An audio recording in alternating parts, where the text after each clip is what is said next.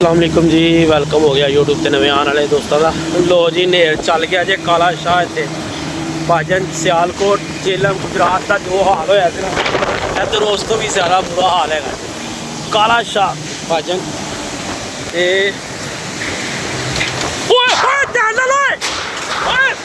पिछे हो चदर इधर आ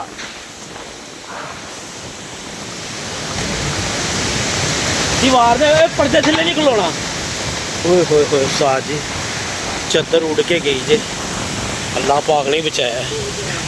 देख यार अंदर चद्दर किसी मशीन च तो नहीं वजी अंदर गई। आहो लो जी चौथी प्रवासी अज जेठ की बादी दी ते हालात बड़े खराब हो गए ने।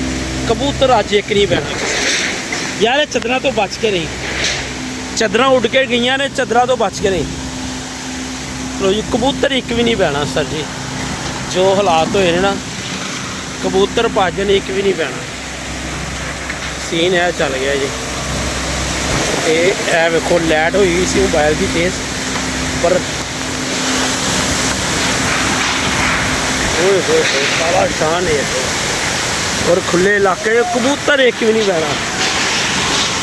यह बड़ा वड्डा लॉस होया। लो जी एक होंदे ने दुनिया के काम, एक है ने रब के काम। तुसी सीन वेखो की चलिया जे कहते अज रात शाम आराम ना जा आराम नाल।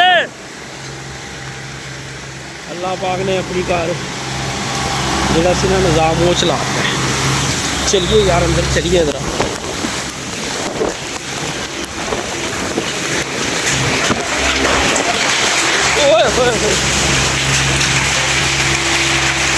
भाजन ओले वेखो किन्ने पै रहे ने ओले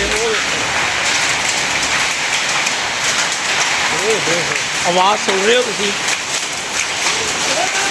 हैं जी? बड़े पैन लग गए मेरा धुप हो गया भाजन। वाह यार कबीर। लो जी उस्ताद मिठू लाली साहब है भी तुहानू याद रहेगा। ए जेठ रब दे काम देखो बड़े देखो कितने पै रहे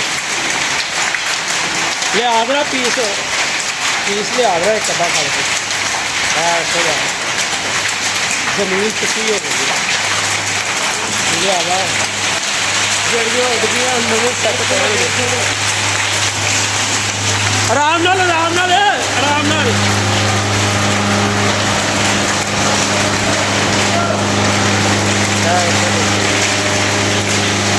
एंड हो गया भाजन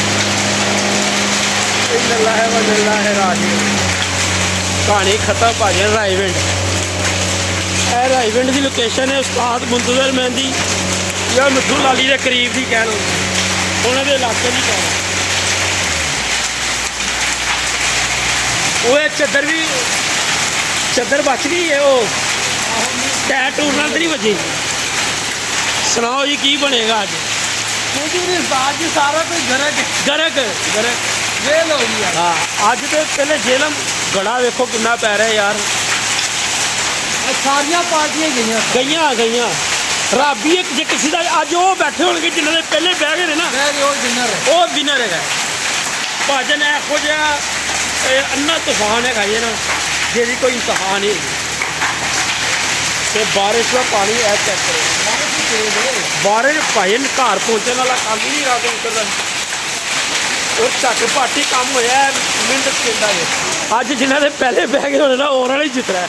की ख्याल है? तो वड्डियां छत्तां दे थल्ले बैठा ही कोई नहीं होना। उन्होंने बैठा भी होया एक अद्धा बैठा होना बस। वो नहीं बैठा होना यार, टाइम की होया हले मौसम भी नरम ही सी और भाजन सीन पलाची है कि हुण सीन वो चल रहा है ना जो नीवा नीवा आया पौने घंटे के अंदर वो कबूतर उन्होंने मिलेगा।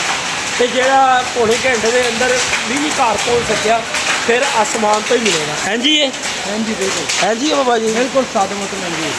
लो जी देखने भाजन कितनी देर बारिश चल रही होंगी। जो वीडियो असी स्टार्ट की है तकरीबन वो लगभग की बारिश शुरू हुई है असली और हवा बहुत तेज़ है। ਸਿਆਲਕੋਟ ਤੇ ਗੁਜਰਾਤ ਕਾਫੀ ਹੁੰਦਾ ਸੀ, ਅੱਜ ਲਾਹੌਰ ਤੇ ਵੀ ਹੋ ਗਿਆ। ਮੈਂ ਯਾਰ ਉਧਰ ਤੇ ਅੱਜ ਸਵੇਰ ਨੇਰ ਚੱਲ ਗਿਆ ਨਾ ਉਧਰ ਹਾਂ,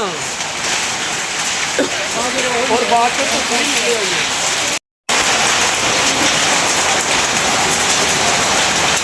ਅਜਨ ਲਾਹੌਰ ਵਾਲੀ ਗੇਮ ਮੇਰਾ ਖਿਆਲ ਹੈ ਕਿ ਰਾਜੀ ਜੇ ਕੋਈ ਕਬੂਤਰ ਵਾਪਸ ਆਵੇ ਤੇ ਬਾਕੀ ਵਾਪਸ ਆਉਣ ਵਾਲਾ ਮਾਹੌਲ ਕੋਈ ਨਹੀਂਗਾ।